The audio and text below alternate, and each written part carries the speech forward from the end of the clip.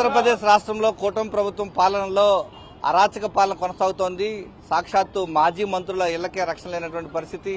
నిన్న జరిగినటువంటి ఇబ్రహీంపట్నంలో బీసీ నేత మాజీ మంత్రి జోగి రమేష్ ఇంటిపైన దాడి నిరసనగా ఈరోజు బీసీ సంఘాలన్నీ కూడా పూలే విగ్రహం వద్ద నిరసన గళాన్ని వినిపిస్తున్నాయి. తిరుపతి నగరంలో బీసీ సంఘాలన్నీ కూడా ఒక్కతాటిపైకి వచ్చి యొక్క బీసీ నేతపైన జరిగినటువంటి దాడిని ఖండిస్తూ తమ యొక్క నిరసన గళాన్ని బలంగా వినిపిస్తున్నటువంటి పరిస్థితి కనిపిస్తోంది. వైఎస్ఆర్ కాంగ్రెస్ పార్టీ మహిళా ఉపాధ్యక్షురాలు మనకు అందుబాటులో ఉన్నారు గీత యాదవ్. చెప్పండి అమ్మా, ఈరోజు బీసీలపై దాడులు జరుగుతున్నాయి, ఏ విధంగా చూడాలి?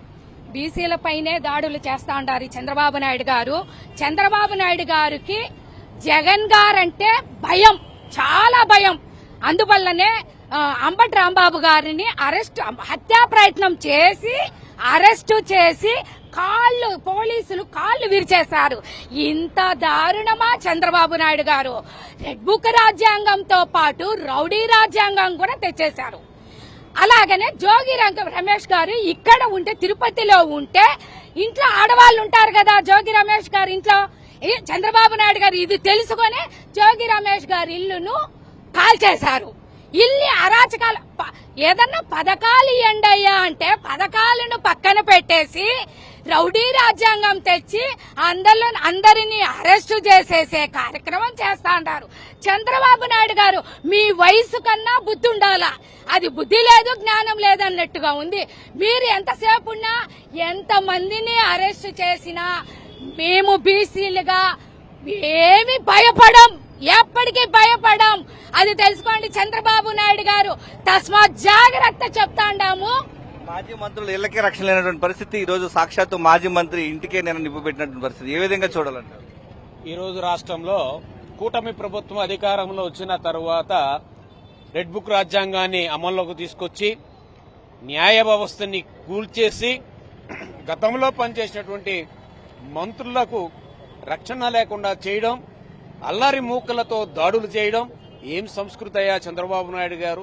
మీరు ఒక గౌరవప్రదంలో ఉన్నటువంటి ముఖ్యమంత్రిగా మీరు రౌడీ రాజ్యాన్ని పెంపొందిస్తున్నారా?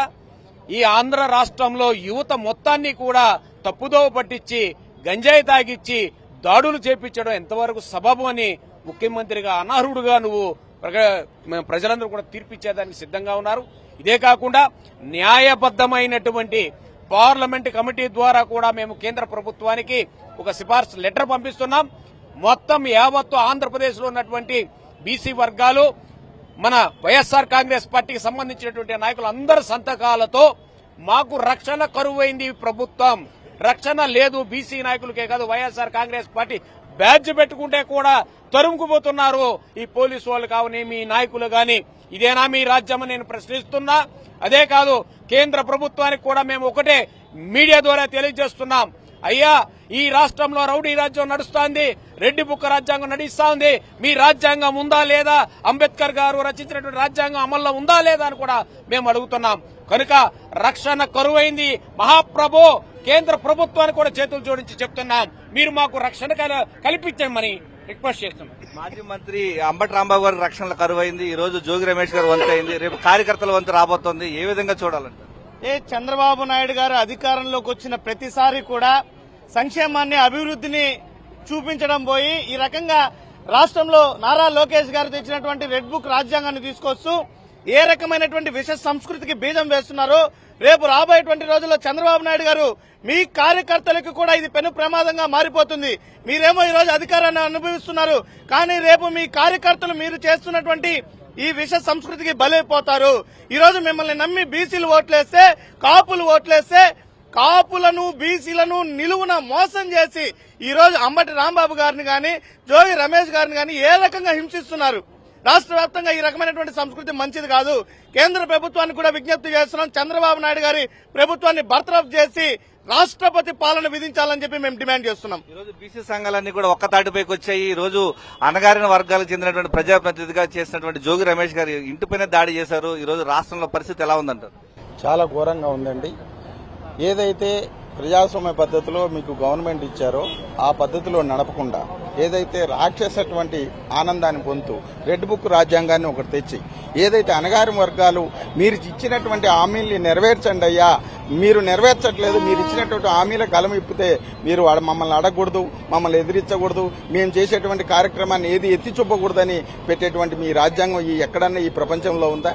మీరు చేసేటువంటి అమానుషమైనటువంటి చూస్తున్నాం. ఈరోజు ఇంట్లో లేనటువంటి వ్యక్తి మీద పెట్రోల్ బాంబులు, రాడ్లు, రాళ్లతో మీ ఇష్టం వచ్చినట్టు ఏదైతే మీ గుండాలని, రౌడీలని, విద్యార్థులని ప్యాకెట్ కొట్టేటువంటి వాళ్ళని కూడా తీసుకొచ్చి మీరు ఇళ్ల మీద దాడి చేసి వాళ్ళ ప్రాణహాని తలపెట్టేటువంటి కార్యక్రమం సబబా? చంద్రబాబు నాయుడు గారు, మీరు చేసేటువంటి రాజ్యాంగం కరెక్ట్ గా ఉందా? మీరు చేసేటువంటి పరిపాలన కరెక్ట్ గా ఉందా? అంటే మీరు చేసేటువంటి ఏ కార్యక్రమాన్ని జనాలు వెత్తి చూపకూడదా? ప్రతిపక్షంగా ఉండేటువంటి పార్టీ మిమ్మల్ని నిలదీసేటువంటి అవకాశం మీరు ఇవ్వరా? ఎందుకని ఇలాగా మీరు నోరు నొక్కి వాళ్ళని అణచేయాలంటే ఈ వైఎస్ఆర్ కాంగ్రెస్ పార్టీ అణగారిన వర్గాలు ఎవరు కూడా భయపడేటువంటి స్థితిలో లేరు. మీరు చేసేటువంటి ప్రతి తప్పుని ప్రజల్లోకి తీసుకెళ్లి ఎత్తి చూపించి మిమ్మల్ని నోరు మూయించేటువంటి కార్యక్రమం, మీ కార్యక్రమాన్ని సీఎంగా మిమ్మల్ని దించేటువంటి కార్యక్రమాన్ని విజయవంతంగా ఈ బీసీ వర్గాలు చేస్తాయని చెప్పి తెలియజేస్తున్నాం. ఈరోజు బీసీలు అంటే చాలా చిన్న చూపు చూస్తున్నటువంటి పరిస్థితి, కూటమి ప్రభుత్వంలో మాజీ మంత్రులకే రక్షణ లేనటువంటి పరిస్థితి ఏ విధంగా చూడాలి? ఈరోజు బీసీల ప్రభుత్వం బీసీలే తెలుగుదేశం పార్టీకి వెన్నుముక అనేసి అనేక సందర్భాల్లో ఊదరగొడుతూ ఉంటారు. అయితే చంద్రగిరి నియోజకవర్గంలో ఒక విద్యార్థిగా ఆయన రాజకీయ ప్రస్థానం అయితే ఇక్కడున్న బీసీలందరూ కూడా ఆ రోజు ఆయనకు ఓట్లేసి గెలిపించారు. గెలిపిస్తే ఇలాంటి వెన్నుపోటుదారుడు అవసరం లేదనేసి ఇక్కడ ఊడగొడితే ఆయన కుప్పం వలసపోయాడు. అక్కడ కుప్పంలో ఆదరిస్తున్నది ఎక్కువ శాతం బీసీల ఓటుతో ఆయన గెలిచి దాదాపు 9 సార్లు ముఖ్యమంత్రిగా ఉన్నాడు. ఇప్పుడు మళ్ళా ఇంకొకసారి ముఖ్యమంత్రి అయ్యాడు. ఈ రోజు బీసీల ఓట్లతో ఆయన రాజకీయ పబ్బం గడుపుకుంటూ ఈ రోజు ఆయన బీసీల పైన దాడి చేస్తున్నారు. ఇది కరెక్ట్ పద్ధతి కాదు. మీరు బీసీలకు ఇచ్చిన హామీలు అమలు చేయండి అనేసి ప్రశ్నిస్తే తప్ప, నేరమా? అక్రమ కేసులో జైల్లో పెట్టారు, జైలు నిర్బంధిస్తున్నారు. మీ రెడ్ బుక్ రాజ్యాంగం ఎల్లకాలం సాగదనేసి ఈ సందర్భంగా తెలియజేస్తున్నాను. బీసీ నాయకులపైన దాడుల్ని తీవ్రంగా ఖండిస్తున్నారు. పెద్ద ఎత్తున వైఎస్ఆర్ కాంగ్రెస్ పార్టీ ఆధ్వర్యంలో పూలే విగ్రహం వద్ద నిరసన గలాన్ని బలంగా వినిపిస్తున్నారు. మాజీ మంత్రి ఈరోజు జోగి రమేష్ కు ఈరోజు రక్షణ లేనటువంటి పరిస్థితి ఈ రోజు రాష్ట్రంలో నెలకొని ఉందంటే రాష్ట్రంలో పరిస్థితి ఏ విధంగా ఉందని చెప్పేసి వీరంతా కూడా ప్రశ్నిస్తున్నటువంటి పరిస్థితి కనిపిస్తోంది. ఇప్పటికైనా సరే బీసీలకు రక్షణ కల్పించాలి, కాపు నాయకులకు రక్షణ కల్పించాలంటూ పెద్ద ఎత్తున రాష్ట్ర వ్యాప్తంగా ఈ రోజు నిరసన గలాన్ని బలంగా వినిపిస్తున్నారు.